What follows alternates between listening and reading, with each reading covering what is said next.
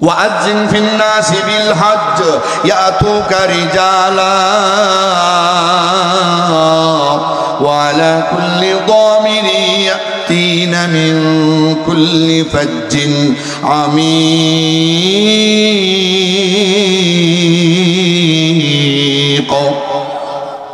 ও ইব্রাহিম বাইতুল্লাহ বানাইছো যেই বাইতুল্লাহ সর্বপ্রথম ফেরেশতারা বানাইছে বানা বাইত রাব্বিল আরশি আসরুন ফাখুযুহুম মালাইকাতুল্লাহিল কিরাম ওয়া আদম ফাসিসুন ওয়া ইব্রাহিম সুম্মা মালিকু কুসাইয়ুন ওয়া কুরাইশুন ক্বাবলা হাযাইন জুরহাম ওয়া আব্দুল্লাহ ইবনুজ জুবাইরি বানা কাযা বিনাউল হাজ্জাজি ওয়া হাযা মুতাম্মাম 10 বার বায়তুল্লাহরে পুনর্নির্মাণ করা হয়েছে, কিন্তু সর্বপ্রথম ফেরেশতারা বায়তুল্লাহ বানাইছে।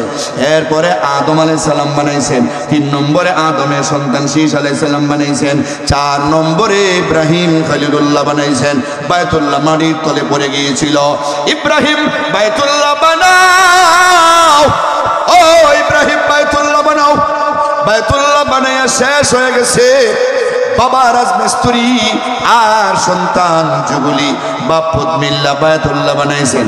আল্লাহ এবার বলেন, ও ইব্রাহিম রে, এলান করে দাও, মাইকিং করে দাও, সারা দুনিয়া থেকে মানুষ যেন আইসা আমার ঘর তওয়াফ করে। আমার ঘরে আমি আল্লাহ তওয়াফ করার ব্যবস্থা রাখলাম। আমি ওই ঘরে একটা পাথর রাখলাম, যেই পাথরের নাম হাজরে আসওয়াদ। যেই পাথরে দাঁড়াইয়া ইব্রাহিম খলিলুল্লাহ আল্লাহর ঘর বানাইছে। উপরের কাজ করার জন্য সিঁড়ির প্রয়োজন হয় নাই, নিচে নামার জন্য সিঁড়ির প্রয়োজন হয় নাই। ওই হাজরে আসওয়াদে ওই পাথরে ওই মাকামে ইব্রাহিম নামে একটা জায়গা আছে। এখানে গিয়ে হাজিরা হজ করে। আর হাজরে আসওয়াদ নামের যে পাথরটা আছে এটা কালো পাথর, এটা ছিল হাজরে আবিয়াদ, এটা ছিল সাদা পাথর। মানুষের গুনারে চুষতে চুষতে এটা কালো হয়ে গেছে। ও ইব্রাহিম, এখানে আসার জন্য মানুষকে এলান করো। ইব্রাহিম বলল, গো আল্লাহ, আমি এলান করব কেমনে? এত পাহাড় আর পাহাড় আরবের ভিতরে, এক পাহাড়ের আড়াল থেকে দাঁড়াইয়া যদি আমি আওয়াজ করি, অন্য জায়গা থেকে তো শোনা যাবে না। আল্লাহ জানিয়ে দিলেন, আওয়াজ করার দায়িত্ব তোমার, আর পৌঁছানোর দায়িত্ব আমি আল্লাহর। তুমি যদি আওয়াজ করো, তাম পৃথিবীতে যত নারী পুরুষ যুবক যুবতী আবাল বৃদ্ধ বনিতা আছে, সবার কানে কানে আমি আল্লাহ আওয়াজ পৌঁছে দিব। যারা এখনো মায়ের পেটে আছে, দুনিয়াতে আসে নাই, তাদের কানেও আমি আল্লাহ আওয়াজ পৌঁছে দিব। যারা মায়ের পেটে আসে নাই, বাবার পিঠে আছে, তাদের কানেও আমি আল্লাহ আওয়াজ পৌঁছে দিব। যারা বাবের পিঠে আসে নাই, এখনো দুনিয়ার খাবারে বিক্ষিপ্ত অবস্থায় পড়ে আছে, তাদের কানেও আমি আল্লাহ পৌঁছে দিব। ইব্রাহিম, তোমার আওয়াজ শুনি না, মাত্র একবার যারা বলবে লব্বাইক আল্লাহুম্মা লব্বাইক, লব্বাইক লা শারীকা লাক লব্বাইক, ইন্নাল হামদা ওয়ান নি'মাতা লাক ওয়াল মুলক লা শারীকা লাক, মাত্র একবার যারা লব্বাইক কইয়া হাজিরা দিব, আমি আল্লাহ তারে একবার আমার ঘর তওয়াফ করার সুযোগ দিব। যারা 2 বার লব্বাইক বলবো, তাদেরকে 2 বার আসার সুযোগ দিব। যারা 100 বার লব্বাইক বলবে, আমি আল্লাহ তাদেরকে 100 বার হজ করার তৌফিক দিব। সুবহানাল্লাহ। যেখানে হাজরে আসওয়াদ আছে, চুমা দিলে গুনাহ নেই, ওই পাথরে গিয়া চুমা দিয়ে গুনাহ মাফ করাইতে হবে না। তাহলে কোন জায়গায় আপনি তওবা করবেন? এখানে যাইতে পারলে তো ভালো, না পারলে কোনো অসুবিধা নাই। কয় মদিনায় নবীর রওজা আছে, ওখানে গিয়া গুনাহ মাফ চাইতে হবে না। দুনিয়ার কোনো মসজিদে আর মাদ্রাসায় গিয়ে গুনাহ মাফ চাইতে হবে না। কয় কোথায় আপনি গুনাহ মাফ চাইবেন? কয় আপনি যখন মনে চায়, যেখানে মনে চায়, 24 ঘন্টার সব সময় আল্লাহ আছে। মক্কাতে যেমন আল্লাহ আছে, মদিনার বায়তুল মুকাদ্দাসে যেমন আল্লাহ আছে, রাজাপুরে আর আকিলপুরে আর বাহুবলেও আল্লাহ আছে, নিনা নাই। نحمده ونستعينه ونستغفره ونؤمن به ونتوكل عليه ونعوذ بالله من شرور أنفسنا ومن سيئات أعمالنا.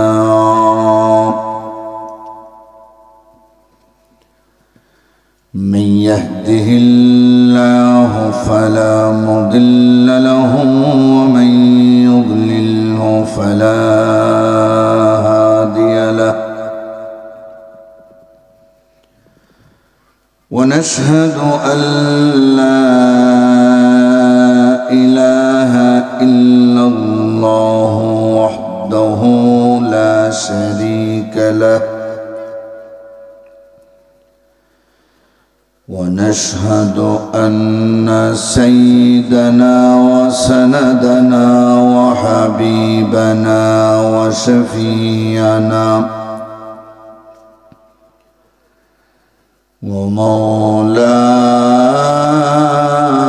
ومولانا محمدا عبده ورسوله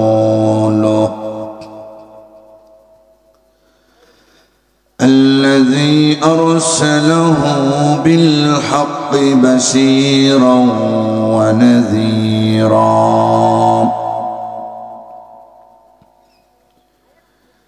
وداعيا إلى الله بإذنه وسراجا منيرا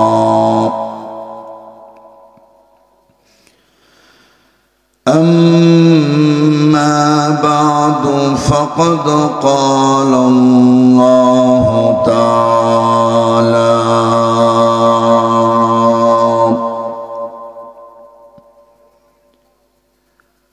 في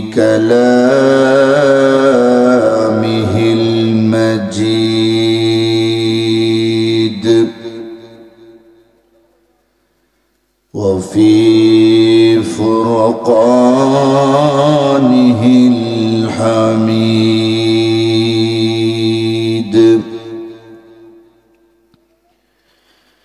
أعوذ بالله من الشيطان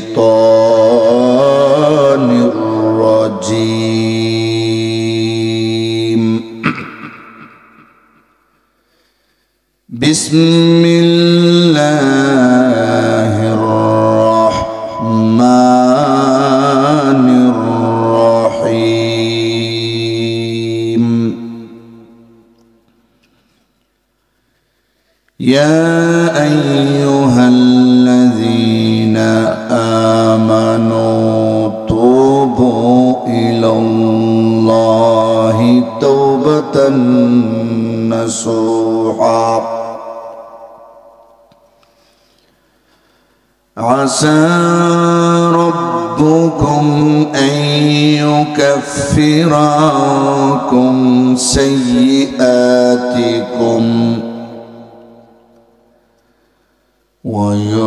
ويدخلكم جنات تجري من تحتها الأنهار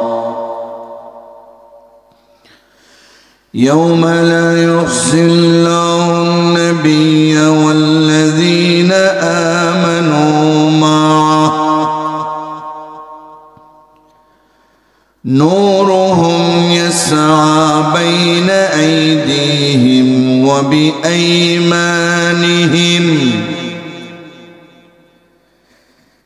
يقولون ربنا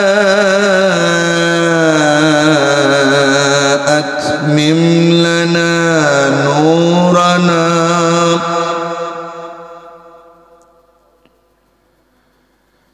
ربنا أتمم لنا نورنا واغفر لنا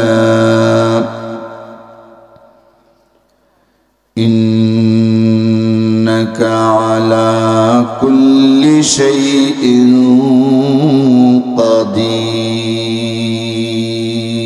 قدير.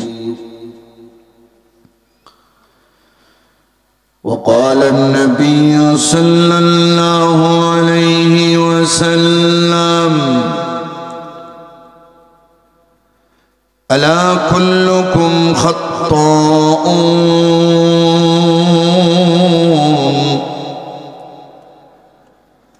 وخير الخطائين التوابون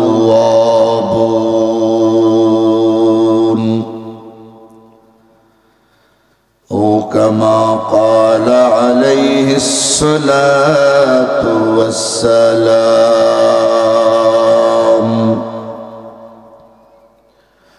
صلى الله على سيدنا ومولانا محمد وعلى آله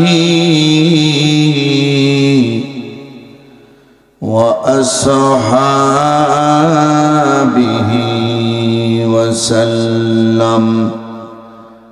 لا إله إلا الله لا إله إلا الله لا إله إلا الله لا إله إلا الله لا إله إلا الله محمد رسول الله صلى الله عليه وسلم.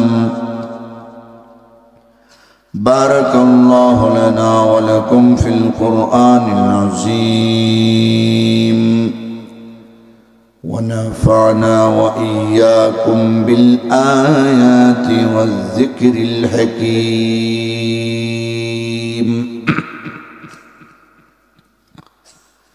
বাহুবল উপজেলার আকিলপুর যুব সমাজ ইসলামী যুব সংঘ এর উদ্যোগে আয়োজিত আজকের 15তম বার্ষিক তাফসিরুল কোরআন মহাসম্মেলনের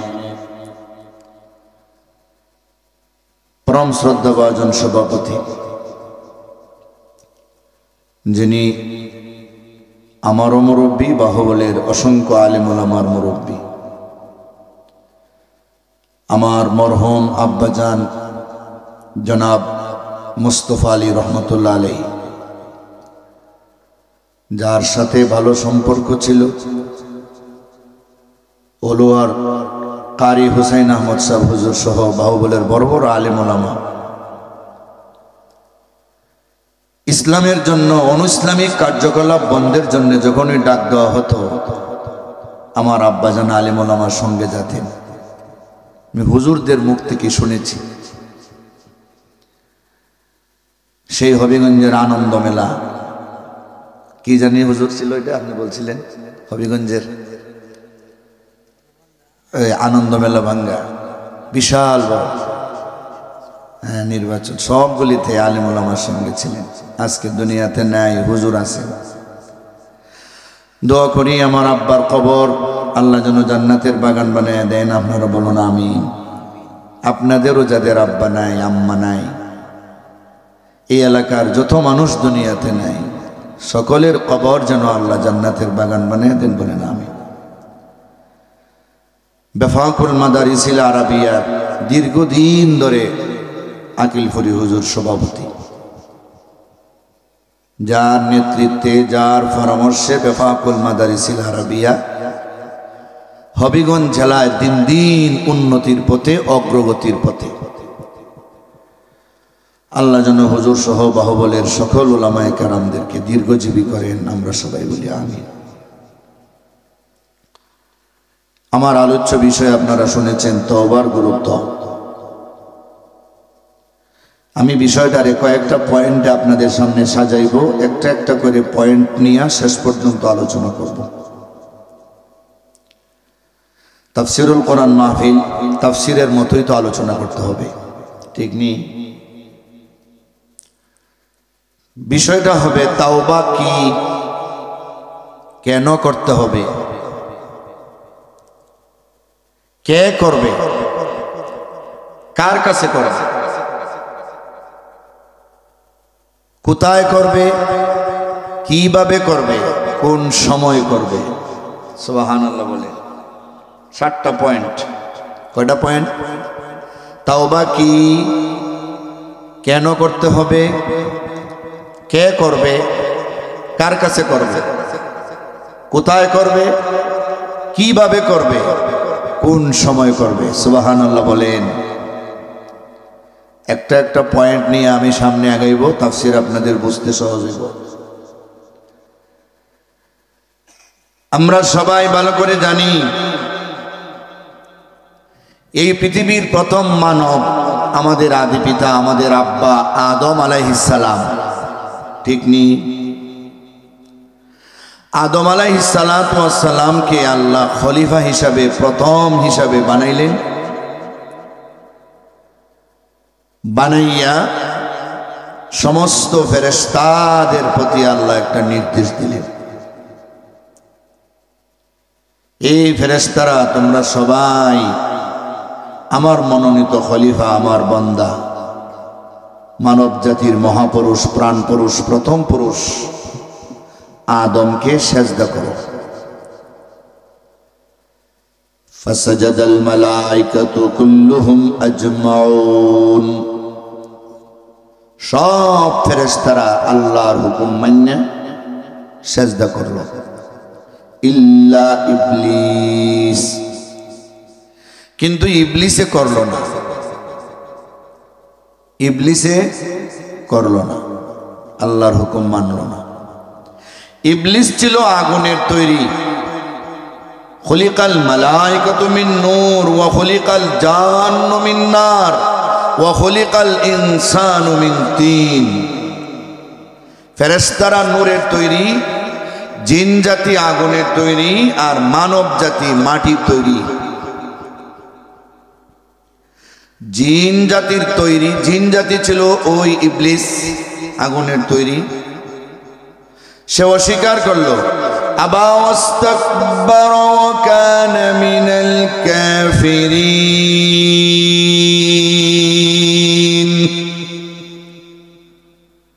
আমি সেজদা করব না। ইবাদত করতে করতে মুআল্লামুল মালাইকা, মুআল্লিমুল মালাইকা নয়, মুআল্লিম অর্থ শিক্ষক আর মুআল্লাম অর্থ ছাত্র। হে ছিল ফেরেশতাদের ছাত্র। মানুষে ভুল বলে যে ফেরেশতাদের উস্তাদ হয়ে গেছিল। ফেরেশতারা তারা লেখাপড়া করাইছে, মানে শিখাইছে, ইবাদত করছে। কোন তাফসীরের কিতাবে পাওয়া যায় হে এমন ভাবে ইবাদত করছে পৃথিবীতে অর্ধ হাত জায়গাও ফাঁকা নাই যেখানে ইবলিসে সেজদা করে নাই। কিন্তু আল্লাহর কয়টা হুকুম মানছে না? মাত্র একটা, সেজদা দাও, দিছে না। ওয়া কানা মিনাল কাফিরিন, কাফের হয়ে গেল। আর কাফেরের জন্য কিন্তু চির জাহান্নাম। কাফের কোনোদিন জাহান্নাম থেকে বের হতে পারবে না। শয়তানও চির জাহান্নাম। শয়তানে ইবলিসে এখন লানত প্রাপ্ত হইয়া চির জাহান্নামী হইয়া আল্লাহর কাছে বলে, আনজিরনি ইলা ইয়াউমি ইউবাসুন,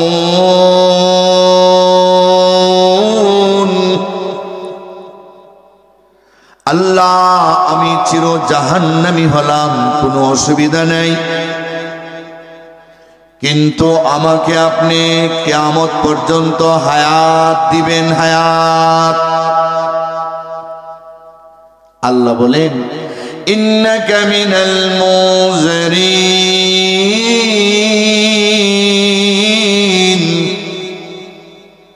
দিলাম কিয়ামত পর্যন্ত হায়াত।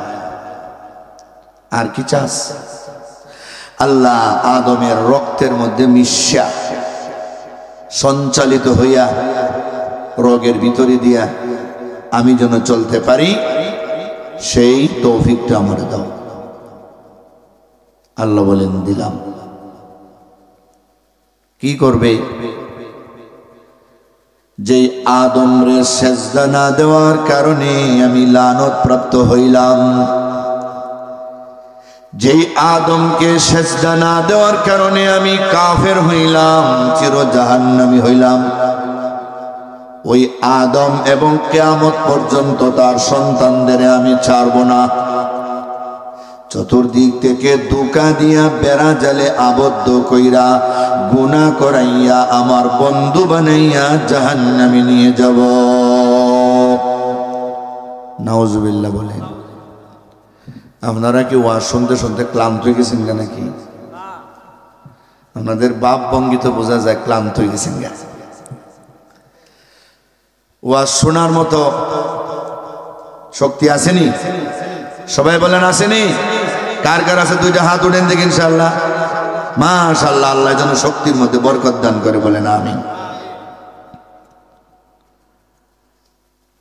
শয়তানে কি কইতেছে বুঝছেন? আদমরে সাজদা দিলাম না, এই কারণে যখন আমি চির জাহান্নামী হলাম, তাহলে আদমের ফুত নাতি নাতনি একবারে ভবিষ্যৎ প্রজন্ম ফিউচার জেনারেশন কিয়ামত পর্যন্ত আমি কেউরে ছাড়বো না, সবরে আমার বন্ধু বানাইয়া আমার পথে পথিক কইরা তারে জাহান্নামের যোগ্য বানিয়ে দিব। নাউজুবিল্লাহ, জোরে বলেন। আল্লাহর একটা ওয়াদা কিন্তু সেখানে আছে। আল্লাহ বললেন, ও পাপিষ্ঠ নরাদম ইবলিস, আমার আদমের সন্তানদের গুনাহ করাইয়া জাহান্নামের যোগ্য বানাইবে। একদিন দুই দিন নয়, এক বছর দুই বছর নয়, কোন যুগের আদমের সন্তানেরা 2000, 1500, 1000 বছর হায়াত পাবে। কোন যুগের আদমের সন্তানেরা 100 বছর 50 বছর হায়াত পাবে। তুই গুনাহ করাইয়া জাহান্নামের লাকড়ি বানাইবে। আমার আদমের সন্তানেরা 5 ওয়াক্ত নামাজ পড়া, তাহাজ্জুদের নামাজ পড়া, আওয়াবিন পড়া, ইশরাক পড়া, চাষ পড়া, সালাতুত তাসবিহ পড়া, কোরআন তেলাওয়াত কইরা আকিল ফুরে তাফসিরে আয়েশা আলেম ওলামারে নিয়া 2টা হাত উঠাইয়া আমি আল্লাহর কাছে কানবি।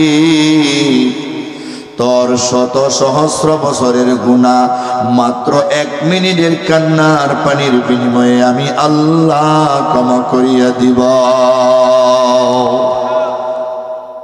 শয়তানের একটা ওয়াদা আছে, আল্লাহর ওয়াদা আছে। ইন্নাল্লাহা লা ইউখলিফুল মিয়াদ, লা তাবদীলা লিকালিমাতিল্লাহ। আল্লাহর ওয়াদা কোনোদিন লঙ্ঘন হয় না, আল্লাহর কথায় কোনোদিন রদ বদল হয় না। সুবহানাল্লাহ।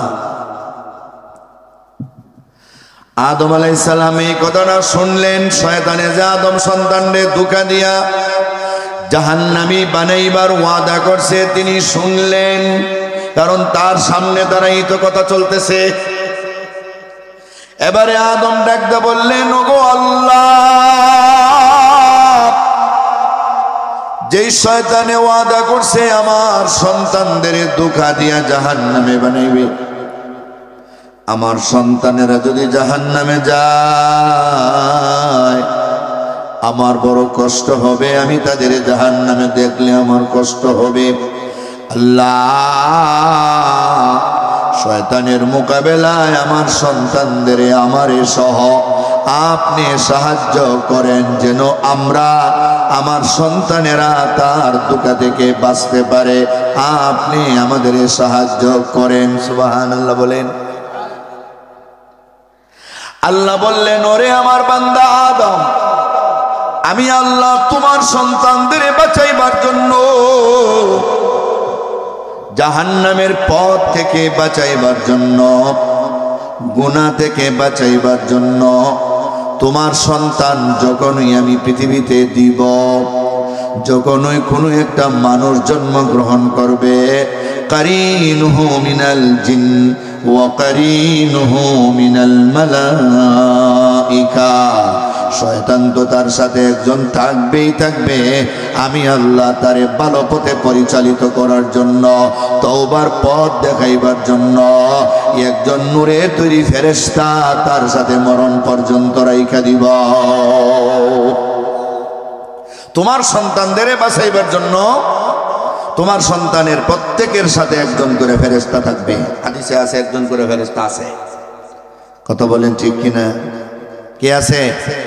ফেরেশতা। তো হানা বললেন আপনারা, কি আছে? ফেরেশতা। আল্লাহ যে ওয়াদা করছিলেন আমাদের নবীও সেই স্বীকারোক্তি দিয়ে গেছেন, ফেরেশতা একজন আছে কারিনুহু মিনাল মালাইকা, একজন ফেরেশতা তার সঙ্গে থাকবে, কারিনুন মানে সাথে সঙ্গে। ফেরেশতার নাম হইল আল মুলহিম, যিনি ভালো পথে ডাকে,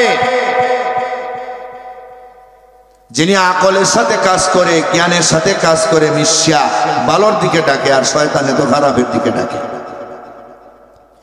আদম বললেন, ওগো আল্লাহ, সাহায্যটা আর একটু বাড়াইয়া দেন, সহযোগিতা আর একটু বাড়াইয়া দেন, আমার সন্তান যেন গুনাহ থেকে বাঁচতে পারে। কি মজার কথা দেখেন, আদম বলতেছেন। আল্লাহ বললেন, ওরে আমার পয়গম্বর আদম, ওরে আমার বান্দা আদম, তোমার সন্তানে যদি মাত্র একটা নেক আমলের নিয়ত করে, আমি আল্লাহ তারে নিয়ত করার সঙ্গে সঙ্গে একটা নেকি দিব। একটা নেক আমল যদি করে ফেলে, তার আমল নামায় 10টা লেখা দিব। একটা গুনাহ করলে একটাই লেখা হবে। আবার গুনার জন্য কোনোভাবে কোনো কিছু চাইলে আমি আল্লাহ মাফও করিয়ে দিব। সুবহানাল্লাহ। মান জা বিল হাসানাতি ফালাহু আশরু আমসালিহা ওয়া মান জা বিস সাইয়্যাতি ফালা ইউজজা ইল্লা মিসলাহা।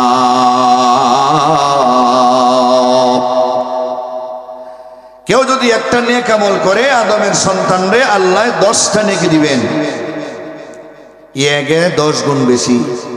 আর একটা গুনাহ করলে গুনাহ একটাই লেখা হবে, ঠিক নেই? কিরামান কাতিবিন 2 জন ফেরেশতা আছেন না নাই? এরা গুনার নেকি লেখে না লেখে না?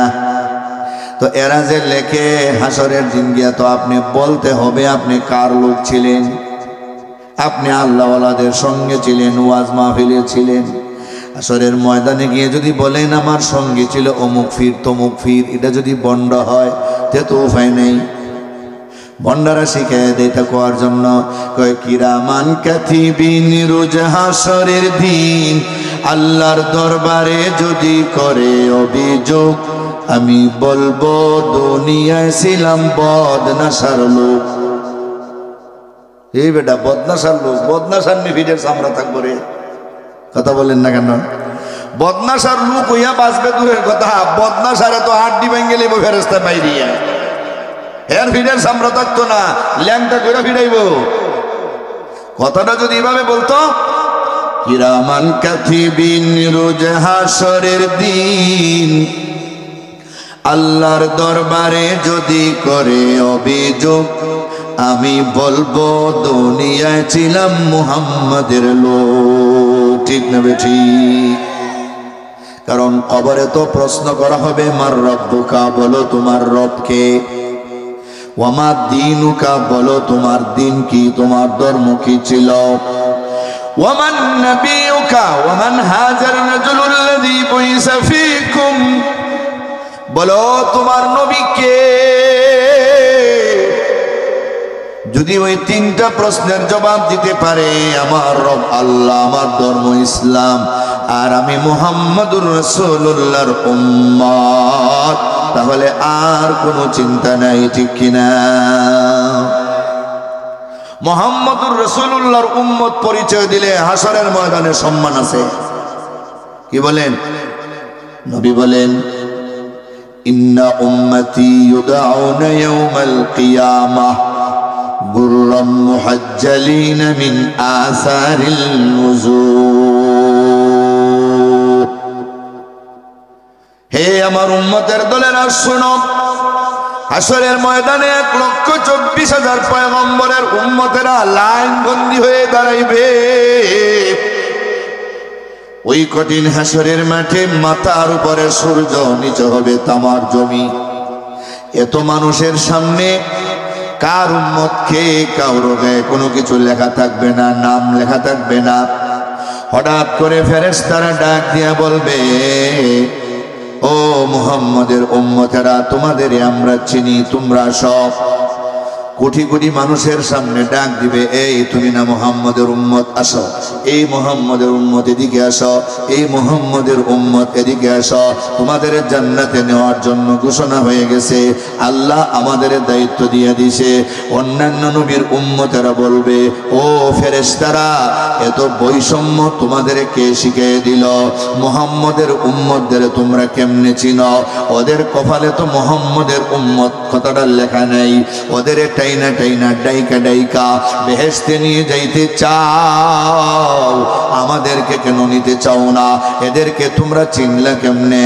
ফেরেশতারা ডাক দিয়ে বলবে, তাদের নবী দুনিয়াতে ঘোষণা দিয়েছে, আল্লাহ আমাদের আজকে ঘোষণা দিয়েছে, মুহাম্মদের উম্মত যারা, এরা যে ওযুর সাইটটা ফরজ মান্না ওযু করত, ওই ওযুর অঙ্গগুলি ঝলমল ঝলমল করতেছে। এই যাদের ওযুর অঙ্গগুলি ঝলমল ঝলমল করতেছে, আমরা বুঝতে পারতেছি তারাই মুহাম্মদের উম্মত, তাদেরকে আল্লাহর হুকুমে আমরা জান্নাতে পৌঁছে দিব। হাদিস দিয়ে বলতেছি মিয়া, বানাল কথা না। উম্মতে মুহাম্মদী হওয়ার কারণে আপনারা টকছেন না জিতছেন? জিতছেন। ওযু যে করেন এটা ব্রেতা যাইতো না, যাইব? কষ্ট কইরা যারা ওযু করেন কি লাভ? বুখারীর হাদিস, নবী বলেন, আলা আদুল্লুকুম আলা মা ইয়ামহুল্লাহু বিহিল খাতায়া ওয়া ইয়ারফাউ বিহিদ দারাজাত। قالوا بلى يا رسول الله قال إسباغ الوضوء على المكاره وكثرة الخطى إلى المساجد وانتظار الصلاة بعد الصلاة فذلكم الرباط। সাহাবীরা, আমি কি এমন আমলের কথা তোমাদের বলে দিব যেই আমল করলে মুহাম্মদুর রাসূলুল্লাহর উম্মতদের মহান আল্লাহ তার জীবনের গুনাহ মাফ করে দিবে আর তার মর্যাদাটা আকাশচুম্বী করে দিবে? কালু বালা ইয়া রাসূলুল্লাহ, ওগো আল্লাহর নবী, অবশ্যই বলেন, অবশ্যই বলেন, এই আমলটা কোনটা যে আমল করলে আমাদের জীবনের গুনাহ মাফ হয়ে যাবে, যেই আমল করলে আমাদের মর্যাদা বেড়ে যাবে, ওই আমলটা কোনটা? নবী বলেন, 1 নম্বর ইসবাগুল ওযু আলাল মাকারি। কষ্ট হওয়ার পরেও আমার উম্মত যারা ওযু করে, হয় শীতের কারণে জ্যাকেট খুলতে মনে চায় না, চাদর খুলতে মনে চায় না, মোজা খুলতে মনে চায় না, মাফলার খুলতে মনে চায় না, এরপরে নামাজের টাইম আসার কারণে সবগুলি খুলে ফেলে, হায় রে হায়, জাহান্নামে 2 ধরনের শাস্তি হবে। এক ধরনের শাস্তি হবে আগুন, আর এক ধরনের শাস্তি হবে বরফের ঠান্ডা। এমন ঠান্ডা, যদি আমি দুনিয়ার ঠান্ডারে উপেক্ষা কইরা, ঠান্ডারে না ডরাইয়া ওযু করতে পারি, তাহলে জাহান্নামের আগুনে আমি আর জ্বলতে হবে না, জাহান্নামের ঠান্ডায় আর কষ্ট করতে হবে না। যারা কষ্টের পরও ওযু করে, তাদের জীবনের সবগুলি গুনাহ আল্লাহ মাফ করে দিবে। ওয়াকাসরাতুল খুতা ইলাল মাসাজিদ, আর যারা বেশি বেশি করে মসজিদে গমন করে, আজান শোনার পরে মসজিদে যায়, এমন লোক আসেনি না নাই? মুয়াজ্জিনে মিনারাতে উঠে আজান দেয়নি, কথা বলেন, কি বলে? আল্লাহু আকবার, আল্লাহু আকবার, আল্লাহু আকবার, আল্লাহু আকবার, আল্লাহ সবচেয়ে বড়, ঠিক কিনা? এই কথাটা শুনে যারা দুনিয়ার কাম কাজ ফেলে মসজিদের দিকে দৌড় মারে, এরা রে আল্লাহ জীবনের সব গুনাহ মাফ করে দিবে, তাদের মর্যাদা বাড়িয়ে দিবে। কারণ যদি আল্লাহর কথা আপনি না মানেন, জাহান্নামে গিয়েও আপনি কষ্ট করতে হবে। আল্লাহরে ডাকলেও আল্লাহ শুনবে না। 1000 বছর ডাকবে জাহান্নামীরা পেটের ক্ষুধার কারণে, আল্লাহ পেটে ক্ষুধা লাগছে, ক্ষুধা লাগছে, খাবার দাও। 1000 বছর পর্যন্ত ডাকে সাড়া দেওয়া হবে না। আল্লাহ ফেরেশতাদের বলবেন ডাকে সাড়া দিও না। আল্লাহ তখন সময়ে লেখে না, দিন যায় রাত হয়, রাত যায় দিন হয়। বন্দা যখন আর তওবা করে না, তাফসীরও যায় না, নামাজও যায় না, কোনো জায়গায় গিয়ে তওবা করে না, তখন বাম কাদের ফেরেশতা জোর দাবি জানায়, যদি না লেখি বুইলা লইমু। হাসরের ময়দানে আল্লাহ যদি জিজ্ঞাসা করেন 2025 সালের আজকে হইল 28 জানুয়ারি, তো 26 জানুয়ারি 27 জানুয়ারি যে গুনাহটা করছিল এই গুনাহ দিকে তোমার খাতায় লেখা নাই, তখন তো আমি দায়িত্ব অবহেলার কারণে আল্লাহর কাছে আটকা পড়ে যাইমু। তাই দয়া করে আমার লেখার সুযোগ দেন ভাই। এইভাবে যখন আবেদন নিবেদন করে তখন ডান কাদের ফেরেশতা অর্ডার দেয়, লেখো, তবে একটা গুনার বদলা, একটা গুনার কামের বদলা একটাই লিখো। আমি যে একটা করলে 10টা লিখি, তুমি কিন্তু এরকম লিখো না। সুবহানাল্লাহ বলেন। আদম আলাইহিস সালাম বললেন, ওগো আল্লাহ, আমার সন্তানদেরই গুনাহ থেকে মুক্তি দেওয়ার জন্য আরো একটু বেশি ভালো ব্যবস্থা দেন গো আল্লাহ। আল্লাহ কিন্তু দুইটা দিলাইছেন এর ভিতরে, ঠিক নেই? আল্লাহ আর একটু ভালো ব্যবস্থা দেন গো আল্লাহ। আল্লাহ জানিয়ে দিলেন, তোমার সন্তানেরা যতদিন পর্যন্ত তাদের দেহে প্রাণ আছে, যতদিন পর্যন্ত তাদের হায়াত আছে, ততদিন পর্যন্ত মরবার আগ পর্যন্ত আমি আল্লাহ গুনাহ মাফ চাওয়ার জন্য ব্যবস্থা দিয়ে দিলাম। মরবার আগেও যদি চায় একদিনের তওবায় আমি আল্লাহ কবুল করে নিলে তার জীবনের গুনাহ মাফ হয়ে যাবে। আদম আলাইহিস সালাম বললেন, ওগো আল্লাহ, আর একটু ভালো ব্যবস্থা দেন। সুবহানাল্লাহ, আর একটু ভালো ব্যবস্থা দেন। আল্লাহ বললেন, কুল ইয়া ইবাদিয়াল্লাযীনা আসরাফু আলা আনফুসিহিম লা তাকনাতু মির রাহমাতিল্লাহ ইন্নাল্লাহা ইয়াগফিরুয যুনুবা জামিআ ইন্নাহু হুয়াল গফুরুর রহিম। আমার বান্দা যেন নিরাশ হয় না, নিরাশ হয় না, এটা আমি জানিয়ে দিলাম। তোমার সন্তানদের কইয়া দিও তারা যেন নিরাশ না হয়। আমি যুগে যুগে সব নবীদের মাধ্যমে আমার বান্দাদের জানিয়ে দিব, তারা যেন নিরাশ না হয়। আমি আল্লাহ যে গুনাহ মাফ করব এটা গ্যারান্টি দিলাম। নিরাশ হওয়ার দরকার নাই। মাফ চাইতে দেরি হবে, আমি আল্লাহ মাফ করতে দেরি করব না। এটা হলো একটা ভূমিকা। 2 নম্বর একটা ভূমিকা দিই। আল্লাহর নবীর চাচা হামজারে হত্যা করছিল ওয়াহশী, যিনি পরে মুসলমান হয়েছেন রাদিয়াল্লাহু আনহু। ওয়াহশী মক্কা থেকে মদিনায় চিঠি লিখছেন নবীর কাছে। কি লিখছেন? কথা বলেন। চিঠি লিখছেন, চিঠি। চিঠি কোরআন শরীফের আয়াতে আছে, وعباد الرحمن الذين يمشون على الأرض هونا وإذا خاطبهم الجاهلون قالوا سلاما। এইভাবে যাইতে যাইতে যাইতে যাইতে আছে, والذين لا يدعون مع الله إلها آخر ولا يقتلون النفس التي حرم الله إلا بالحق ولا يزنون ومن يفعل ذلك يلقى أثاما يضاعف له العذاب يوم القيامة ويخلد فيه مهانا। الله أكبر বলেন। কি আছে? আল্লাহর বান্দাদের গুণগান বলা আছে। এরপরে গিয়ে আল্লাহ বলছেন, আল্লাহর বান্দা তো হলো তারা যারা আল্লাহর সাথে কেউরে শরীক করে না, অন্যায়ভাবে কেউরে হত্যা করে না, জিনা করে না। এরা হইল আল্লাহর বান্দা, আল্লাহর খাঁটি বান্দা, জান্নাতের যোগ্য বান্দা। ও মুহাম্মদুর রাসূলুল্লাহ, আমি শিরক করছি, কত মানুষকে অন্যায়ভাবে হত্যা করেছি, কত জিনা করেছি। আমার মনে চায় আমি ইসলামের আদর্শ দেখা, তুমি মুহাম্মদুর রাসূলুল্লাহর আদর্শ দেখা আমি মুসলমান হয়ে যাব, আমার মনে চায়। কিন্তু আমার ভয় লাগে, এত বড় বড় অপরাধ আল্লাহ আমার ক্ষমা করবনি। তুমি যদি আমারে গ্যারান্টি দাও তাহলে আমি চিন্তা করে দেখতে পারি আমি ইমানদার হব কিনা।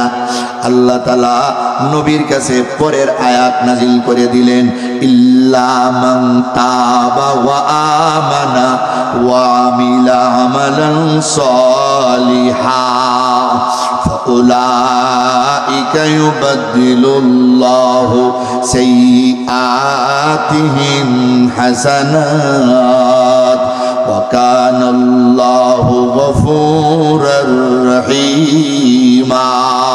আল্লাহু আকবার বলেন। গালেবান সূরা ফুরকানের আয়াত। আল্লাহ জানিয়ে দিলেন এত বড় বড় গুনাহ করার পরেও ইল্লা মান তাবা, যারা তওবা করবে, ওয়া আমানা ওয়া আমিলা আমালান সালিহা, ঈমান নিয়ে যারা নেক আমল করবে, আল্লাহ তাদের জিন্দেগীর সবগুলি গুনাহ মাফ করে দিবে। আল্লাহ মহা ক্ষমাশীল। নবীজি পাল্টা চিঠি লিখে দিয়েছেন। নবী তখন মদিনায়, ওহশী আছেন মক্কায়। মক্কা থেকে চিঠি লেখেন আর চিঠির উত্তর আসে। নবীর পক্ষ থেকে ওই আয়াত আল্লাহ তো জানিয়ে দিলেন, নবী লিখে দিলেন। ওহশী আবার পাল্টা প্রশ্ন করে, ও মুহাম্মদুর রাসূলুল্লাহ, ওই আয়াতে তো আল্লাহ বলছেন ঈমান আনার পরে নেক আমল যদি করে তাহলে আল্লাহ মাফ করবেন। আমি যদি ঈমান আনি, নেক আমলের যদি সুযোগ না পাই, এর ভিতরে যদি মইরা যাই, তাহলে কি আমার গুনাহ মাফ হবে নি? গুনাহ যদি মাফ না হয়, কষ্ট করে মুসলমান হইয়া তো লাভ নাই। তুমি আমারে এই গ্যারান্টি দাও। সুবহানাল্লাহ বলেন। কেমন সিডি দেখছেন? কষ্ট পাইতেছেন আপনারা? মজার কথা কিন্তু সামনে গেলে আইতেছে। এখন আমি পয়েন্টও ঢুকছি না, ভূমিকা দিচ্ছি আপনাদের। ভূমিকা তাফসীরের জন্য একটা গুরুত্বপূর্ণ ভূমিকা দেওয়ান লাগে। এখন আমার গ্যারান্টি দেন, যদি আমি আমল করার সুযোগ না পাই, ইমানদার হইলাম, ওই যদি মারা যায়, কারণ মৃত্যুর তো কোনো গ্যারান্টি নাই। দুনিয়াতে আসার ধারাবাহিকতা আছে। আগে আমাদের দাদা আইছেন, পরে আমরা আব্বা, পরে আইছে আমরা, এরপরে আমাদের ছেলে মেয়ে, এরপরে নাতি নসা। কিন্তু যাইবার কোনো ধারাবাহিকতা নাই। বহু লোকের দাদা বাকি আছে, নাতি কবরে চলে গেছে। বহু লোকের আব্বা আছে, ছেলে নাই। কথা বলেন ঠিক না? মৃত্যুর কোনো গ্যারান্টি আসেনি? নাই। কোন সময় চলে আসবে ঠিক নাই। আল্লাহর নবীর কাছে চিঠি গিয়ে পড়ছি, আল্লাহ তাআলা আয়াত নাজিল করে দিলেন। আয়াত কোরআন শরীফের আয়াত, যে শিরিক গুনাহ আল্লাহ মাফ করেন না। শিরিক গুনার নিচে যা মনে চায়, যারে মনে চায় আল্লাহ ক্ষমা করে দিতে পারেন। শিরিক গুনার নিচে যত গুনাহ আছে, আল্লাহ যারে চান তারে ক্ষমা করে দিতে পারেন এমনি। সুবহানাল্লাহ বলেন। নেক আমল ছাড়াওই এমনিই ক্ষমা করে দিতে পারেন। এটা আল্লাহর ক্ষমতা আসেনি না নাই? হ্যাঁ, ইন্নাল্লাহা লা ইয়াগফিরু আন ইউশরাকা বিহি ওয়া ইয়াগফিরু মা দুনা যালিকা লিমান ইয়াশা। শিরিক গুনাহ করলে আল্লাহ ক্ষমা করে না, ভালো করে তওবা না করলে। কিন্তু এর নিচে একটা বিনা তওবায়, বিনা আমলে আল্লাহ যারে চায় তারে মাফ করতে পারে।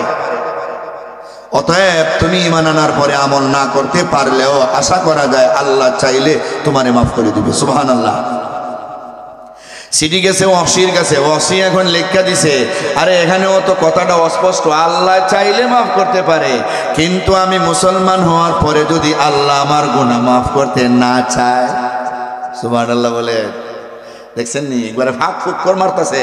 কই যদি আল্লাহ না চায় তাহলে তো আমি এমনি কাফের হয়ে মরে যাবো, গুনাহ নিয়ে মরে যাবো, জাহান্নামে জ্বলনি লাগবো। তে আর ইসলাম কবুল করে বদনাম লাগাই খিলাম। ইসলাম কবুল করলে তো আমার কিছু লোকেরা কইব, দেখছো মোহাম্মদ ডরাইয়া দিন মাইনে লেছে, বদনাম তো একটা লাগবো। বদনাম লাগুক যদি পরকালে বাচ্চা জায়গা, এই বদনামে কিচ্ছু হইতো না। আরে আবু তালিব তো বদনাম ডরাইয়া কলিমা পড়ছে হই না। কথা বলেন ঠিক নেই? নবী দিনের দাওয়াত দিছেন, কলিমা পড়ে না। আল্লাহ জানাই দিছেন, ইন্নাকা লা তাহদি মান আহবাবতা ওয়ালাকিন্নাল্লাহ ইয়াহদি মান ইয়াশা। আপনি ভালোবাসলেই তারে হেদায়েত দেওয়া সম্ভব না। হেদায়েতের চাবিকাঠি আল্লাহর হাতে। আল্লাহ যারে হেদায়েত দিবেন সেই হেদায়েত প্রাপ্ত হবে। আল্লাহ করে মুসলমান বানাইতে চাইলে কেউ তারে কাফের বানাইতে পারে না। আল্লাহ করে মুমিন ইমানদার বানাইতে চাইলে কেউ তারে বেঈমান বানাইতে পারে না। আল্লাহ করে বড় করতে চাইলে কেউ তারে ছোট করতে পারে না। কথা বলেন ঠিক কিনা? সবকিছু আল্লাহর উপর বিশ্বাস রাখতে হবে। এই জন্য আমরা দুনিয়াতে চলবো, আল্লাহ কি বলে আমরা সেদিকে যাবো, মানুষ কি বলে পিছনে কে আমারে কি বলে ওইটা আমাদের দেখার টাইম নেই। আমার আল্লাহর রাজি খুশি করার মতো আমি কাজ করতে পারছি কিনা ওইটা হইলো আমাদের দেখার বিষয়। মানুষ আপনি একবারে জিব্রাইল ফেরেশতার মতো চললেও একদল মানুষে আপনার বিরোধিতা করবে, আপনার বদনাম করবে, আপনার শত্রুতামি করবে। কথা বলেন ঠিক কিনা? মানুষরে যদি আপনি আপনার কলিজাটা বুনা করে খাওয়াইলেন, কইব কলিজা খাওয়াইছে কি, কই লবণ কম হইছে। কথা বুঝছেন না মনে হয়? হ্যাঁ, যদি উচিত কথা কই বাইয়া ভরে দই, ফরক বাইয়া দই, আমি আমার উচিত কথা কই। বিয়ারে হাজিরিন, তাহলে কি বলতেছেন? আল্লাহ চাইলে মাফ করবেন, যদি আল্লাহ না চায়। এই আল্লাহ তাআলা তখন আয়াত নাযিল করে দিলেন, কুল ইয়া ইবাদিয়াল্লাযীনা আসরাফু আলা আনফুসিহিম লা তাকনাতু মির রাহমাতিল্লাহ ইন্নাল্লাহা ইয়াগফিরুয যুনুবা জামিআ ইন্নাহু হুয়াল গফুরুর রহিম। ও নবী গো, আপনি জানিয়ে দেন, কেউ যদি গুনাহ করে ফেলে, নাফরমানি করে ফেলে, আল্লাহর রহমত থেকে যেন নিরাশ না হয়। যত বড় গুনাহগার হোক না কেন, আমি আল্লাহর কাছে চাইলে আমি আল্লাহ মাফ করে দেই।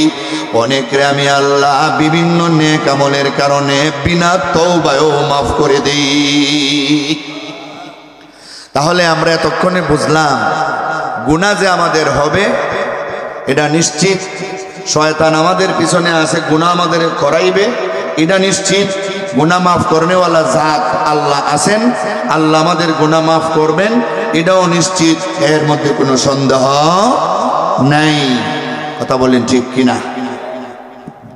আসুন, তওবা কি? তওবা কি? উত্তর হলো, তওবা হইল গুনাহ থেকে মুক্তি পাওয়ার ব্যবস্থা, জাহান্নাম থেকে মুক্তি পাওয়ার ব্যবস্থা। তওবা শব্দের অর্থ অনুশোচনা, লজ্জিত হওয়া, শর্মিন্দা হওয়া। পবিত্র কোরআনে সূরা তওবা নামে একটা সূরা আছে যার শুরুতে বিসমিল্লাহ লেখা নাই। আসেনি না নাই? এটার আরেকটা নাম হইল সূরা বারাত।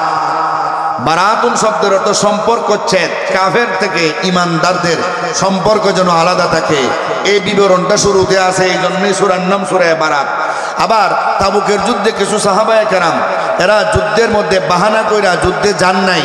প্রচন্ড গরম ছিল, 800 মাইল দূরে যুদ্ধ, খেজুর ফাঁকছে মৌসুম, গরমও কারে বলে, গরমে কলিজা শুকায় যাওয়ার উপক্রম। ওই সময় কয়েকজন সাহাবীরা গেছিলেন না, না যাওয়াতে আল্লাহর নবী রাগ করছেন। পরে ওনারা এমন তওবা করছেন, আল্লাহ তাআলা তওবা যে কবুল করছেন জানাইয়া দিয়েছেন। এদের তওবার কাহিনীটা সূরার ভিতরে আছে, এই জন্য সূরাটার নাম রাখা হয়েছে সূরা তওবা। কথা বুঝছেন নি? সূরা তওবা। তওবা কি? তওবা হইল গুনাহ থেকে মুক্তি পাওয়ার উপায়, গুনাহ থেকে মুক্তি পাওয়ার ব্যবস্থা, এটার নাম হইল তওবা। এটার নাম কি? তওবা। তওবা কেন করতে হয়? তওবা না করলে তো জাহান্নামে জ্বলতে হবে। তওবা না করলে জাহান্নামে জ্বলতে হবে। জাহান্নামের আগুনে জ্বলবার মতো শক্তি আমাদের কারো নাই। আসেনি? নবী বলেন, নারুকুম হাযা জুজউম মিন 70 জুজআম মিন নারি জাহান্নাম।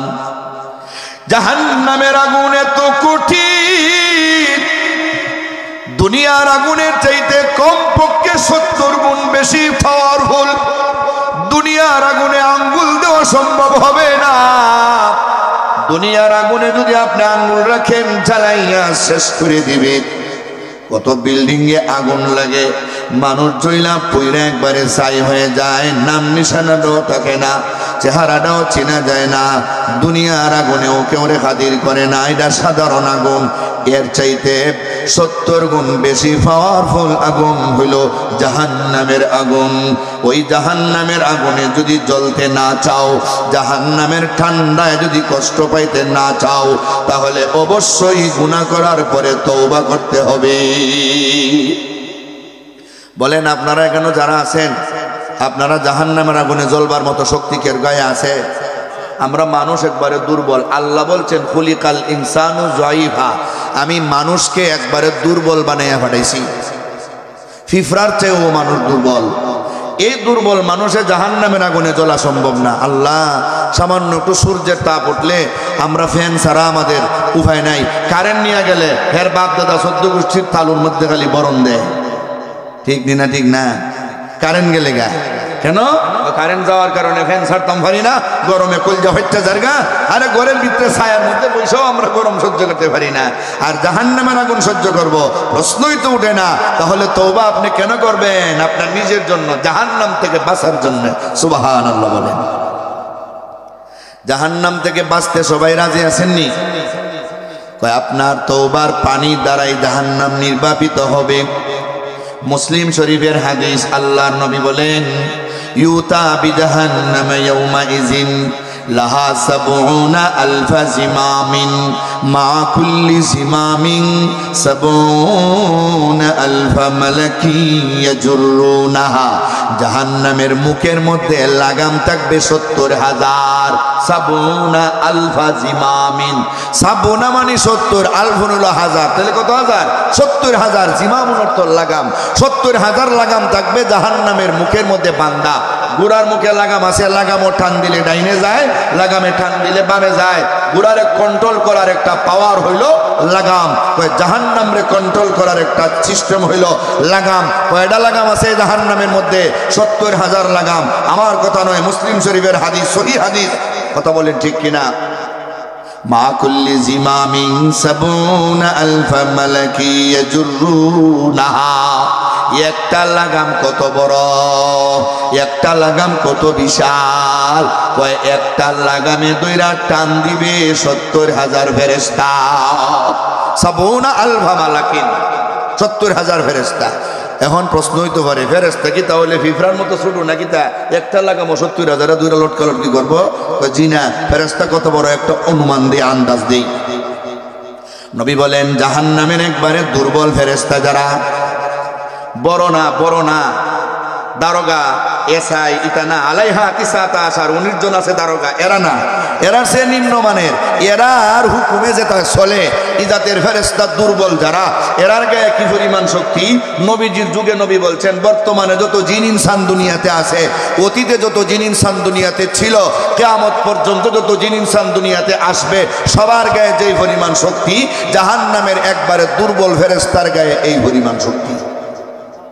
সুবহানাল্লাহর আওয়াজে বোঝা যায় এর সাথে বেশি শক্তি মনে আপনার গায়ে আছে।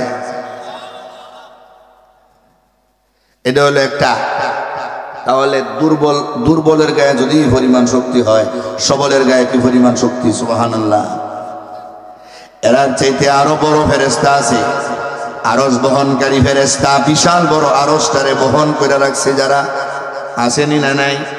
কয় ৭ আসমান ৭ জমিন যদি আলাদা করে বিছানো হয়, কয়েকদিন আগে আমাদের গ্রামের তফসিরে আমি আংশিক এটা বলছি, তাহলে আল্লাহর কুরসির সামনে এটা একটা ডিমের মতো মনে হবে। ৭ আসমান ৭ জমিন রে কুরসিটা এর থেকে কত বড়!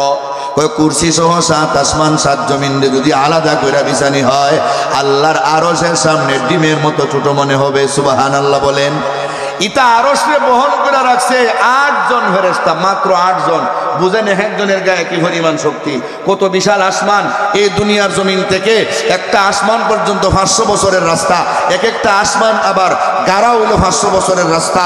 ওই সমস্ত দামি দামি ভারী ভারী জিনিসগুলি সব থেকে বড় যদি আরশ হয়, আরশটারে কাদের মধ্যে বহন করে রাখছে মাত্র ৮ জনে। এখন বুঝেন এক একজনের গায়ে কি পরিমাণ শক্তি! এরার সাথে আরো বড় শক্তিশালী হলো ইসরাফিল, যিনি সিংহাটা মুখে লেগে বসা আছে। ফু দিলে কিয়ামত হয়ে যাবে, আসমান ভেঙে যাবে, জমিন পাল্টে যাবে, পাহাড়টা রুইয়ের মতো উড়ে যাবে, গাছপালা থাকবে না, মানব দানব থাকবে না, সব শেষ হয়ে যাবে। যার ফুর মধ্যে এত শক্তি, তার বডির মধ্যে কেমন শক্তি, ওনার চাইতে আরো বড় আজরাইল, যে আজরাইলের মাথাটা এত বড়, মাথার মধ্যে এত বেশি চুল। তাম পৃথিবীর সব নদী নালা, সাগর মহাসাগর, আটলান্টিক মহাসাগর, ভারত প্রশান্ত মহাসাগর, সব ধরনের মহাসাগর নদী নালা, খাল বিল টিউবওয়েলের পানি যদি মাথার মধ্যে ডাইলে দেওয়া হয়, কানের লতি পর্যন্ত পানি আসতে পারবে না, চুলের মধ্যে পানি সব শেষ হয়ে যাবে। যার মাথাটা এত বড়, তার বডিটা কত বড়, তার গায়ে শক্তি কত বেশি। আজরাইলের চাইতে আরো শক্তিশালী হলো মিকাইল। মিকাইলের অধীনে টাডা ভরে, বিজলি মারে, মেঘ ঝড় তুফান বৃষ্টি বাদল বন্যা সব কিছু হযরতে মিকাইলের ইশারায় চলে। উনি আরো কত বড়, তো এর চাইতে আরো বড় আজরাইল। লাহু সিত্তুমিয়াতি আজনিহাতিম মিন নূর, যার আছে নূরের 600 ফাঁকা। একটা ফাঁকা যদি আসল করে ভালো করে মেলায়, প্রশস্ত করে, তাহলে সারা দুনিয়ার ভিতরে সুই পরিমাণ জায়গাও ফাঁকা থাকবে না। নবী বলে, ফেরেশতা জিবরাইল এত বড়, আমার কাছে তিনি 24,000 বার আগমন করেছে। রাআইতু জিবরাইল ফি সূরাতিহি মাররাতাইন, আমি তার আসল সূরতে মাত্র 2 বার দেখেছি। একবার আমি তাকে দেখি, ওয়া লাকাদ রাআহু নাজলাতান উখরা ইনদা সিদরাতিল মুনতাহা ইনদাহা জান্নাতুল মাওয়া। আল্লাহু আকবার বলেন। আমি তাকে দেখি জিব্রাইলের পায়ের পাতা দুনিয়ার জমিনে, আর জিব্রাইলের হাঁটু হইল প্রথম আসমানে, হাঁটুর উপরে আরো অঙ্গ আছে, এইগুলি আরো উপরে। এই সমস্ত ফেরেশতারা কত বড় বড়, ওই ইজাতের বড় বড় ফেরেশতা 70,000-এ 2টা টান দিবে একটা লাগামে, ইজাতের লাগাম হবে 70,000। এবার বুঝেন জাহান্নামটা কত বড়। টান্না হাসরের ময়দানে ওঠানি হবে, জান্নাতীদের সুসংবাদ দেওয়ার জন্য, জাহান্নামীদের দুঃসংবাদ দেওয়ার জন্য। ওরে জান্নাতীরা শুনো, ও জান্নাতীরা, ঈমানদারেরা, আল্লাহওয়ালারা, তওবা করার কারণে, নামাজ পড়ার কারণে, যাকাত দেওয়ার কারণে, হজ করার কারণে তোমরা বাচ্চা গেছো, তাকে দেখো ওই জাহান্নামের আগুন কত কঠিন। ওই জাহান্নামের আগুনে জ্বলবার মতো শক্তি তোমাদের নাই, কিন্তু তোমরা নেক আমল করার কারণে, তওবা কইরা দুনিয়া থেকে আসার কারণে ওই জাহান্নাম থেকে বাইসা গেছো। তোমাদের আর জাহান্নামে দেওয়া হবে না, তোমরা হইবা জান্নাতের মেহমান। সুবহানাল্লাহ। কিন্তু জাহান্নামীদের ভীতি প্রদর্শন করানোর জন্য, ভয় দেখাইবার জন্য দেখানি হবে, দেখো রে তোমাদের ঠিকানা, তোমরা নামাজ পড়ো নাই, মসজিদ থেকে ডাকা হলো যাও নাই, রমজানে বলা হইলো সেহরি খাও, ঘুম থেকে উঠে যাও, তুমি সজাগ ছিলা, এরপরও সেহরি খাও নাই, খাইলেও দিনের বেলা রোজা রাখো নাই, তুমি কিন্তু রোজা রাখো নাই। তোমার সাথে ছোট ছোট বাচ্চা তোমার ঘরে তারা রোজা রাখছে, কিন্তু তুমি গুন্ডার মতো একটা বেডা, এরপরও রোজা রাখো নাই।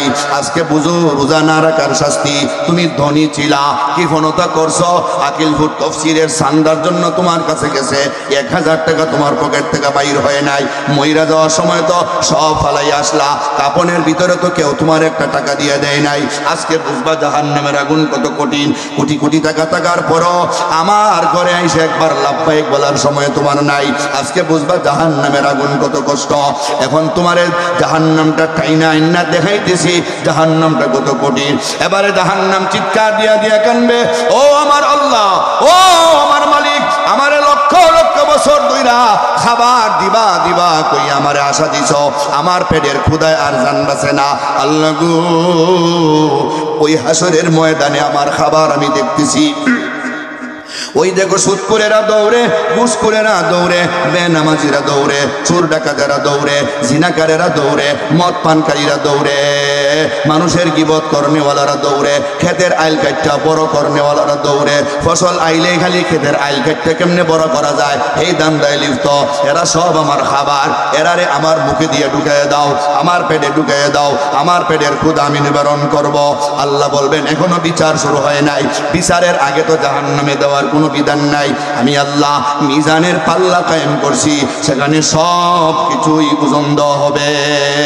বাবু কাউলিল্লাহি তাআলা ওয়া নাদাউল মাওয়াজিনাল কিসতা লিয়াউমিল কিয়ামা ওয়া আন্না আমালা বানি আদম ওয়া কাউলুহুম ইউজান।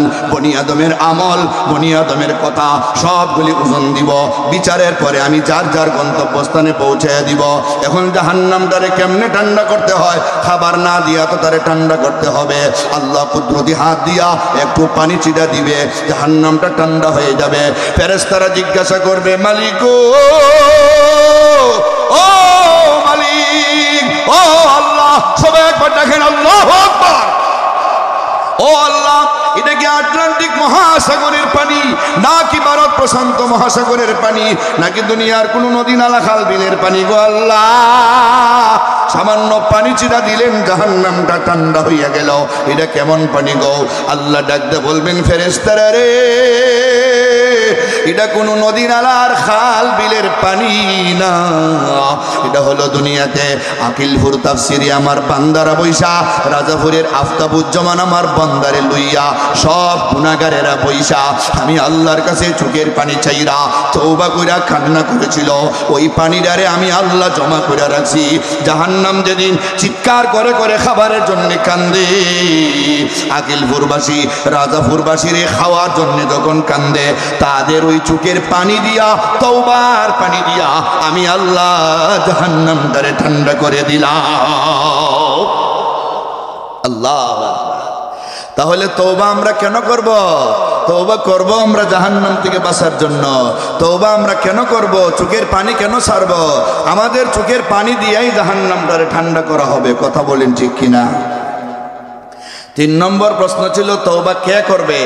আপনারা উত্তর দেন, তওবা করবে গুনাহগার। কথা বলেন ঠিক নেই? যার গুনাহ আছে সে তওবা করবে, যার গুনাহ নাই হেও করবে। গুনাহ নাই এমন ব্যক্তি কেউ আসেনি। আরে গুনাহ তো ছিল না নবী রাসূলের। আমাদের নবী বলেন, আমার যে আগের গুনাহ পরের গুনাহ, যেটা গুনাহ ওইবার কল্পনা, ইতাও আল্লাহ আগে মাফ করে দিয়েছেন। গাফারাল্লাহু লাকা মা তাকাদ্দামা মিন যামবিকা ওয়া মা তাআখার। এই সবগুলি গুনাহ আল্লাহ মাফ করে দিলেন। এরপরও আমি দৈনিক কমপক্ষে 100 বার আল্লাহর কাছে তওবা করেছি। আল্লাহু আকবার। দেখছেন নি, নবীর কোনো গুনাহ আছে? নবী তো জান্নাতে না গেলে জান্নাতের দরজাই খোলা হবে না। নবী বলেন, আনা আকসারুল আম্বিয়া তাবাই ইয়াউমাল কিয়ামা ওয়া আনা আউওয়ালু মান ইয়াকরাউ বাবাল জান্নাহ। আমার উম্মত হবে বেশি, আর আমি হব জান্নাতের দরজা খোলার জন্য 1 নম্বর ব্যক্তি। আমি না করলে কেউ ঢুকতে পারবে না। এরপরও নবী দৈনিক কমপক্ষে কয়বার তওবা করছেন? 100 বার। 100 বার, 100 বার করছেন। আল্লাহ যদি কেউরে মায়া করে, সে আরো বেশি ইবাদত করতে হয়। নবীজি নামাজের মধ্যে দাঁড়াইলে ফাও মুবারক ফুলে যেত, সেজদায় গেলে মনে হইতো তিনি মারা গেছেন। আম্মা জান আয়েশা বললেন, আপনার আগের পরের সব গুনাহ আল্লাহ অগ্রিম মাফ করে দিলেন। এত কষ্ট করে নামাজ পড়ার কি দরকার? নবী বলেন, আফালা কুনা আবদান শাকুরা, আমি কি বেশি করে আল্লাহ শুকরিয়া আদায় করব না? যে আল্লাহ এমনি আমারে অগ্রিম মাফ করে দিল, আমার জন্য তো উচিত হইল আরো বেশি করে আল্লাহর শুকরিয়া আদায় কইরা ইবাদত করা। কথা বলেন ঠিক কিনা?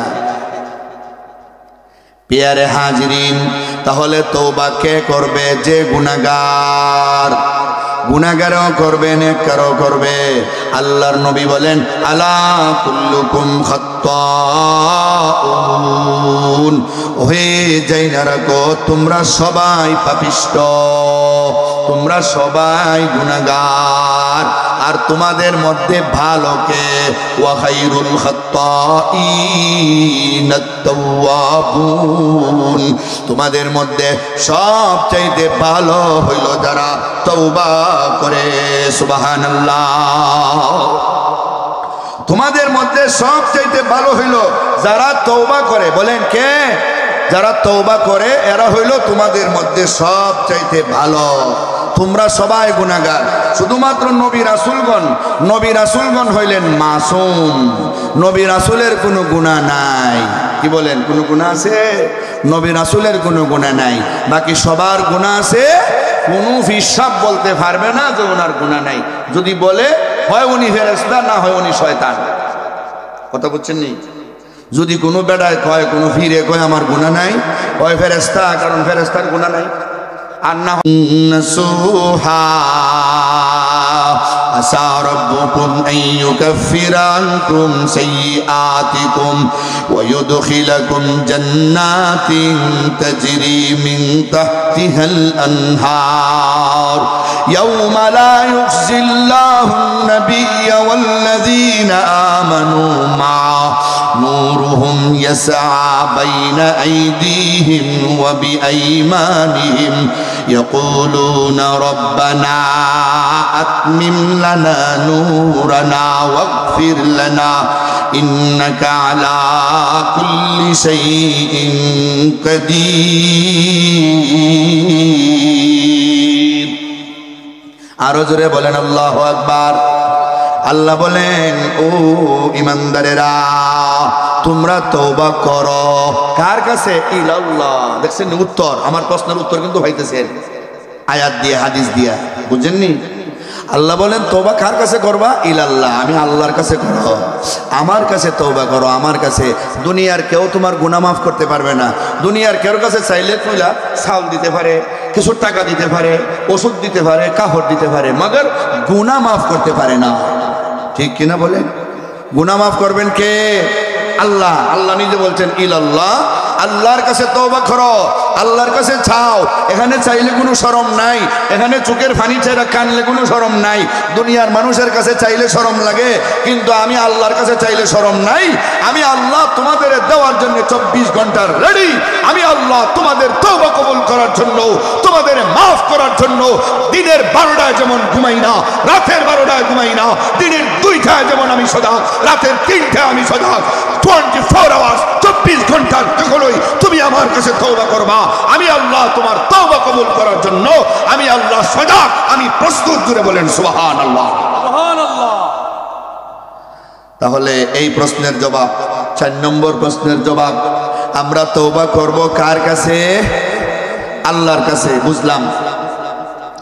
5 নম্বর প্রশ্ন, 5 নম্বর প্রশ্ন, তওবা আমরা কোথায় করব? কোথায়, কোন জায়গায় করব? তওবা করার জন্য কি মক্কা যাইতে হবে নাকি, নাকি মদিনায় যাইতে হবে, নাকি বায়তুল মুকাদ্দাসে যাইতে হবে, নাকি শাহজালালের মাজারে যাইতে হবে, নাকি কোন জায়গায় যাওন লাগবো? এটাও তো জানার দরকার আছে না নাই? কথা বুঝেন না? কষ্ট পাইতেছেন নাকি? শেষ করে দিমু? খালি মজা খালি সামনে আইতেছে, আরো শেষ পর্যন্ত শুনতে হইব তো। বিষয়টা তো অনেক গুরুত্বপূর্ণ, এটা সবার জন্য গুরুত্বপূর্ণ। তওবা ছাড়া মরে গেলে উপায় নাই, ফিডা নিজে শুরু হইব, বাঁচার কোনো উপায় নাই। গুনাহ আমরা করবো, ওই গুনাহ ছাড়া আমাদের কোনো উপায় নাই। হারে হাঁটতে বইতে আমাদের গুনাহ হয়, চোখরে পারি না হেফাজত করতে, কানরে পারি না হেফাজত করতে। আমরা যে কত গুনাহগার, কিন্তু তওবা তো করার দরকার। আল্লাহ তো আমাদের জন্য ব্যবস্থা রাখছেন। এটার থেকে যদি আমরা বিরত হয়ে যাই তো আমি ধ্বংস হয়ে যাই, দুনিয়া তো পরকালও। কথা বলেন ঠিক কিনা? আল্লাহ বলতেছেন তওবা তুমি কোথায় করবা? কোথায়? জায়গাটার নাম জানুন লাগবো না? কোথায় করবা? হরে বান্দা, তওবা করার জন্য আমার বাড়ি, আমার ঘরে আসতে হবে না। যদিও আমি আল্লাহ বায়তুল্লাহতে আসার জন্য দাওয়াত দিছি, ইব্রাহিম নবী বায়তুল্লাহ বানাইছে। আমি আল্লাহ বলছি ওয়াজ্জিন ফিন নাসি বিল হজ্জ ইয়াতুকা রিজালা ওয়া আলা কুল্লি দামিরি ইয়াতিনা মিন কুল্লি ফাজ্জিন আমিক।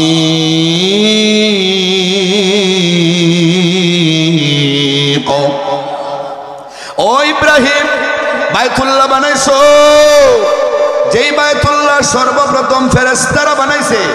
বানা বাইত রাব্বিল আরশি আশুরুন ফাখুযুহুম মালাইকাতুল্লাহিল কিরাম ওয়া আদম ফাসিসুন ওয়া ইব্রাহিম সুম্মা মালিকু কুসাইয়ুন ওয়া কুরাইশুন ক্বাবলা হাযাইনি দুরহাম ওয়া আব্দুল্লাহ ইবনুজ জুবাইরি বানা কাযা বিনাউল হাজ্জাজি ওয়া হাযা মুতাম্মাম। 10 বার বায়তুল্লাহরে পুনর্নির্মাণ করা হয়েছে, কিন্তু সর্বপ্রথম ফেরেশতারা বায়তুল্লাহ বায়তুল্লাহ বানাইছে। এরপরে আদম আলাইহিস সালাম বানাইছেন। 3 নম্বরে আদমের সন্তান শীস আলাইহিস সালাম বানাইছেন। 4 নম্বরে ইব্রাহিম খলিলুল্লাহ বানাইছেন। বায়তুল্লাহ মাটির তলে পড়ে গিয়েছিল। ইব্রাহিম বায়তুল্লাহ বানাও, ও ইব্রাহিম বায়তুল্লাহ বানাও। বায়তুল্লাহ বানাইয়া শেষ হয়ে গেছে। বাবা রাজমিস্ত্রি আর সন্তান যুগলি বাপুত মিল্লা বায়তুল্লাহ বানাইছেন। আল্লাহ এবার বলেন, ও ইব্রাহিম রে, এলান করে দাও, মাইকিং করে দাও, সারা দুনিয়া থেকে মানুষ যেন আইসা আমার ঘর তওয়াফ করে। আমার ঘরে আমি আল্লাহ তওয়াফ করার ব্যবস্থা রাখলাম। আমি ওই ঘরে একটা পাথর রাখলাম, যেই পাথরের নাম হাজরে আসওয়াদ। যেই পাথরে দাঁড়াইয়া ইব্রাহিম খলিলুল্লাহ আল্লাহর ঘর বানাইছে। উপরের কাজ করার জন্য সিঁড়ির প্রয়োজন হয় নাই, নিচে নামার জন্য সিঁড়ির প্রয়োজন হয় নাই। ওই হাজরে আসওয়াদে, ওই পাথরে, ওই মাকামে ইব্রাহিম নামে একটা জায়গা আছে। এখানে গিয়ে হাজিরা হজ করে। আর হাজরে আসওয়াদ নামের যে পাথরটা আছে, এটা কালো পাথর। এটা ছিল হাজরে আবিয়াদ, এটা ছিল সাদা পাথর। মানুষের গুনারে চুষতে চুষতে এটা কালো হয়ে গেছে। ও ইব্রাহিম, এখানে আসার জন্য মানুষকে এলান করো। ইব্রাহিম বলল, গো আল্লাহ, আমি এলান করব কেমনে? এত পাহাড় আর পাহাড় আরবের ভিতরে, এক পাহাড়ের আড়াল থেকে দাঁড়াইয়া যদি আমি আওয়াজ করি, অন্য জায়গা থেকে তো শোনা যাবে না। আল্লাহ জানিয়ে দিলেন, আওয়াজ করার দায়িত্ব তোমার, আর পৌঁছানোর দায়িত্ব আমি আল্লাহর। তুমি যদি আওয়াজ করো, তামাম পৃথিবীতে যত নারী পুরুষ যুবক যুবতী আবাল বৃদ্ধ বনিতা আছে, সবার কানে কানে আমি আল্লাহ আওয়াজ পৌঁছে দিব। যারা এখনো মায়ের পেটে আছে, দুনিয়াতে আসে নাই, তাদের কানেও আমি আল্লাহ আওয়াজ পৌঁছে দিব। যারা মায়ের পেটে আসে নাই, বাবার পিঠে আছে, তাদের কানেও আমি আল্লাহ আওয়াজ পৌঁছে দিব। যারা বাবের পিঠে আসে নাই, এখনো দুনিয়ার খাবারে বিক্ষিপ্ত অবস্থায় পড়ে আছে, তাদের কানেও আমি আল্লাহ পৌঁছে দিব। ইব্রাহিম, তোমার আওয়াজ শুনি না, মাত্র একবার যারা বলবে লব্বাইক আল্লাহুম্মা লব্বাইক, লব্বাইক লা শারীকা লাক লব্বাইক, ইন্নাল হামদা ওয়ান নি'মাতা লাক ওয়াল মুলক লা শারীকা লাক, মাত্র একবার যারা লব্বাইক কইয়া হাজিরা দিব, আমি আল্লাহ তারে একবার আমার ঘর তওয়াফ করার সুযোগ দিব। যারা 2 বার লব্বাইক বলবো, তাদেরকে 2 বার আসার সুযোগ দিব। যারা 100 বার লব্বাইক বলবে, আমি আল্লাহ তাদেরকে 100 বার হজ করার তৌফিক দিব। সুবহানাল্লাহ। যেখানে হাজরে আসওয়াদ আছে, চুমা দিলে গুনাহ নেই, ওই পাথরে গিয়া চুমা দিয়ে গুনাহ মাফ করাইতে হবে না। তাহলে কোন জায়গায় আপনি তওবা করবেন? এখানে যাইতে পারলে তো ভালো, না পারলে কোনো অসুবিধা নাই। কয় মদিনায় নবীর রওজা আছে, ওখানে গিয়া গুনাহ মাফ চাইতে হবে না। দুনিয়ার কোনো মসজিদে আর মাদ্রাসায় গিয়া গুনাহ মাফ চাইতে হবে না। কয় কোথায় আপনি গুনাহ মাফ চাইবেন? কয় আপনি যখন মনে চায়, যেখানে মনে চায়, 24 ঘন্টার সব সময় আল্লাহ আছে। মক্কাতে যেমন আল্লাহ আছে, মদিনার বায়তুল মুকাদ্দাসে যেমন আল্লাহ আছে, রাজাপুরে আর আকিলপুরে আর বাহুবলেও আল্লাহ আছে, নিনা নাই। আপনি যেখানে মনে চায় তওবা করেন, যখন মনে চায় তওবা করেন, নামাজ পড়া তওবা করেন, কুরআন তেলাওয়াত করে তওবা করেন, ক্ষেতের মধ্যে হাল চাষ করা অবস্থায় তওবা করেন, ঘুমন্ত অবস্থায় বিছনায় পড়ে তওবা করেন। যখন ওই তওবা করেন, তওবার শর্ত যদি পাওয়া যায়, আল্লাহ ডাইরেক্ট আপনার তওবা কবুল করে ফেলবে। সুবহানাল্লাহ বলেন। তাহলে তওবা কোথায় করব? যেখানে মনে চায় করতে পারবো, কোনো অসুবিধা আছে নি? হ্যাঁ, এমনকি নাপাক শরীর দিয়েও যদি বলেন, আল্লাহ এখন আমার শরীর নাফাক, গোসল করলে ফাঁক হইব, কিন্তু গতকালকে একটা গুনাহ করছি মারাত্মক, আল্লাহ যদি ভুল্লা লাই, ফাঁক পবিত্র হইবার সময় যদি ভুল্লা লাই, আল্লাহ ইরার লাগে এখনই মাফ চাই, মাফ করে দাও। নাফাক হইলেও অসুবিধা নাই, শর্ত পাওয়া গেলে এখনই মাফ। আরো জোরে বলেন। এরপরে 6 নাম্বার প্রশ্ন হইল, তওবা আপনি কিভাবে করবেন? কিভাবে? হাসাই লেছি, ঠিক না? কিভাবে করবেন? আমি লম্বা করলে তো 1 পয়েন্টে সারা রাত নিয়ে যাব, আমি শর্ট করে বলতেছি। কিভাবে করবেন? তওবার কিছু শর্ত আছে। যে গুনাহ আমরা করব, এই গুনাহ আপাতত ছাইরা দেওয়া লাগবে, এটা একটা, ঠিক নি বলেন? এই গুনাহ ছাড়া বাদ, এটা আমি আর করতাম না। 2 নম্বর, এই গুনার জন্য লজ্জিত হন লাগবো, শর্মিন্দা হন লাগবো, আমার মতো মানুষে এই কাজটা করা ঠিক হয় নাই, আমারে আল্লাহ এত আকল দিল, এত সম্মান দিল, এত টাকার মালিক বানাইলো। আমারে আল্লাহ নাক দিল, কান দিল, চোখ দিল, কোটি কোটি টাকার অঙ্গ প্রত্যঙ্গ দিল। হাসপাতালে নাক কাটা মানুষ, কান কাটা মানুষ, জিব্বা কাটা মানুষ, দাঁত কাটা মানুষ, মাথা কাটা মানুষ, পাও কাটা মানুষ কাতরাইতেছে মাসের মাস পরে। আমারে যে আল্লাহ নিয়ামতগুলি ভালো রাখলো, আরে আমার দ্বারা এই গুনার কাজটা করা উচিত হয় নাই। লজ্জিত হওয়া, কি হওয়া? লজ্জিত হওয়া। 3 নম্বর, ভবিষ্যতে আমি এই গুনার কাজ করব না বলে অঙ্গীকার করা। আমি এই গুনার কাজ আর করব না, অঙ্গীকার করা। যদি এই 3টা শর্ত, বেশি না, মোটামুটি এই 3টা, প্রথমত এই গুনাহ ছাইরা দেওয়া, দ্বিতীয়ত এটার জন্য লজ্জিত হওয়া, তৃতীয়ত আমি ভবিষ্যতে করব না বলে অঙ্গীকার ওয়াদা করা।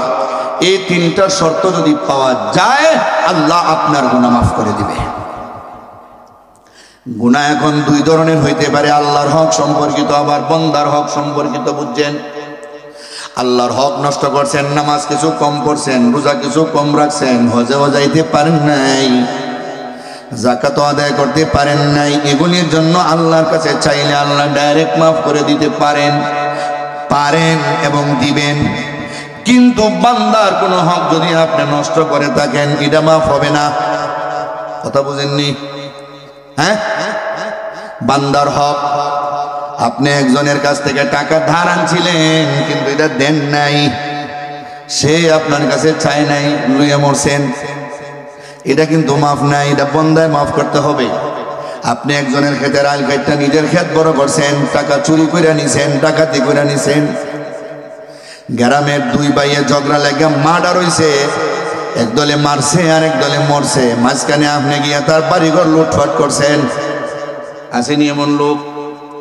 মার্ডার হইলে এখন লুটফাট করে, এটা কি একটা শুরু হয়েছে? এটা সারা বাহুবলের আলিম ওলামা এবং মুরব্বী বইয়ের সিদ্ধান্ত নেওয়া দরকার। রাজাপুর উত্তরটা মার্ডার হয়েছিল না? আমার চাচা মারা গেছিলেন একজন। আপনারা যারা জানাজাত গেছেন, ইতিহাস রেখা দিছি না, জানাজাত দাঁড়াইয়া বলছি যে আমাদের যে ভাইরা মারছে এরাও আমাদের গ্রামের, আমরাও এই গ্রামের, মারামারি হইবই।